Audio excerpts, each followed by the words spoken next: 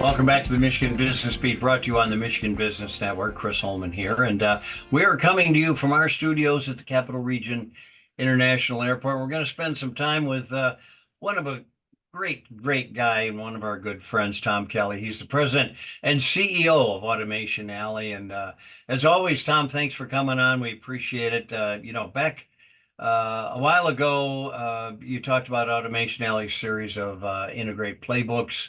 Your latest one's focused on automotive industry's transition to electrification and mobility. And we're going to get to that in a minute, but remind everybody what these playbooks are and what they're about. Yeah, first, Chris, thanks for having me. And I always feel like it's a paid placement with you because you're so kind and generous to me and to Automation Alley. But I love that you help us get the word out about our mission. And our mission is to educate the market on all of this digital transformation. So these playbooks, we convene an expert panel of really stellar academics and industry partners and government people that really understand the state of the art. And we talk about AI, or we talk about robotics, or workforce, or global trends. This workbook is all about mobility. And we had people from defense there. We had people from academia. Our partner, Macomb Community College, was a fantastic partner in terms of uncovering, what's happening on the academic side.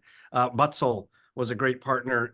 Think about Butzel Long, how much they're plugged into the automotive and the mobility industry and the kind of knowledge they have. So we're so appreciative of our partners. But that's what the playbook is. It's to create a playbook. What do I need to do? How do I look over the hill and around the bend and make good decisions? Because I got to put capital to work, and I really don't sometimes know what the heck I'm doing. Again, I'm speaking for our audience. It's tough. You always know what you're doing. And thanks for the kind words. But quite frankly, we do it because the information you have and the things you're doing are pertinent to everybody in this great state. Let's move to mobility. So much of the debate and the discussion about the future of electric vehicles is about how fast the market is growing here in the U.S. But your report really makes it pretty clear that this is the direction globally. Give us a little bit on that. It is. And, I want to say something interesting. So we've always believed, and this will bear out, we think, EV market is going to go up and to the right. Market share for electric vehicles is right now it's at 8%. 5 years ago it's at 2%. 5 years from now it'll be at 20%. We think it'll probably hit 30% about 2030. So 30 by 30, something around there. You're seeing Ford pull back. You're seeing GM pull back. You're seeing Stellantis pull back. It's because as the market's quadrupled in the last 5 years. Well, what happens is no one can let anybody else get that market share. So everybody has to rush in. And so you have these fits and starts around this curve up and to the right, and it's oscillating. You get overhyped, you get underhyped, you get overhyped. We're kind of in that cycle where everybody rushed in, and now we have to pay attention to, wait a minute, you're just looking at what's going to happen going forward. So what I say to our audience is, don't view this as, EVs, yeah, they tried that, it's not going to work. We're going up and to the right.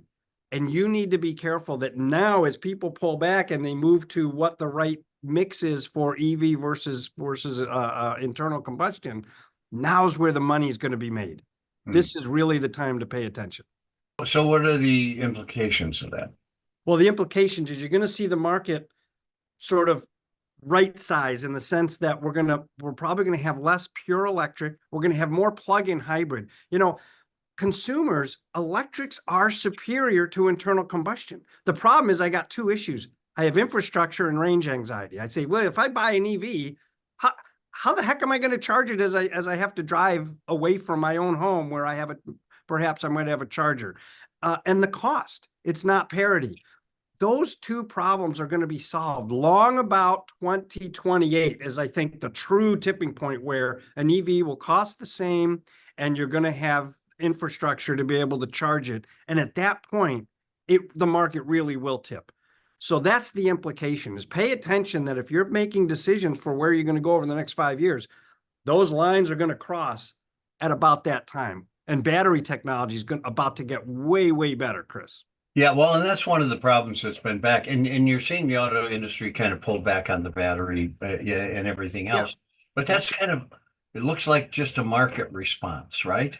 It is, right. So the R&D side of the battery is still going gangbusters. Yeah. The physical, I got to build a plant to make 1 million batteries a year because the demand isn't going to catch up to that. And again, it's like the oil industry. You know, if Saudi Arabia says I'm going to pump more oil, guess what? Everybody has to pump more oil because they can't afford to lose market share. And so the market goes down. Same thing is happening in the electric vehicle space. Everybody had a rush in, and then as everybody loses money, everybody gets sanity and everybody pulls back, you know, and they try and oscillate around this, but the growth is up and to the right. And so you're gonna see tremendous change going So forward. look, we got about 30 seconds. Yep. Tell me about infrastructure, because that is always, the grid is always a problem. Yeah, well, the infrastructure is coming. In other words, the battery technology, mark my words, we'll come back on this. By 27, 28, you're going to see 600-mile range cars that can charge in 8 to 9 minutes. And that's going to be the catalyst and the tipping point. And so if you're in the industry, pay attention right now. This is the time to make your bets. No, that's exactly what it is. You're absolutely right. Tom Kelly, President and CEO of Automation Alley. It is always a pleasure to spend time with you, buddy. You as well. Take care, Chris. Good to have you on. You're watching the Michigan Business Beat on the Michigan Business Network. I'm Chris Holman.